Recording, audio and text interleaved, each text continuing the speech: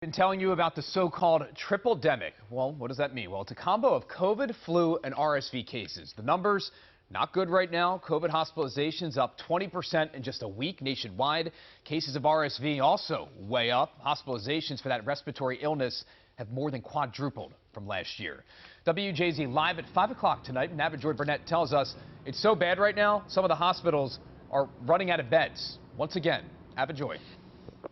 Once again, this is happening. I was on the phone with an official at one Baltimore hospital earlier today, and they told me that in October they faced a surge, things were going down, and now they have no beds in their PICU. These viruses that we're talking about are influenza, COVID-19, and one called RSV that is affecting children and the elderly.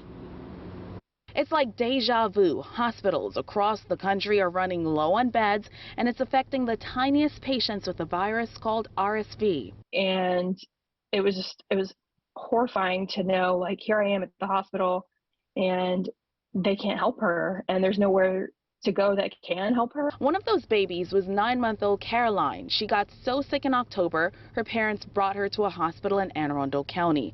But when her condition kept on going downhill, doctors had to fly her to the University of Maryland Children's Hospital in Baltimore. When they told us that, this ventilator can't support her, we just don't have the means at this hospital. I knew we were in for a long road. When I got this call, I quickly thought, this is the sickest patient in the region.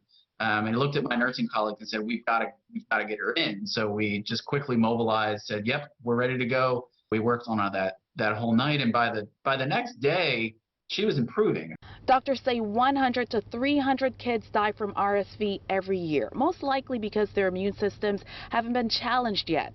Elderly adults are also at risk. What's your biggest concern? That I'll get it, and I hope not. Yes, there still is a big concern out here. People kind of slacking down on it, but I think it's still out here. I'm concerned about it. During a briefing Thursday, doctors at Johns Hopkins said they're also watching trends with COVID-19 and the flu, which is at the highest level the country has seen in years. So what can we do right now to protect ourselves, yourself, your family, your community?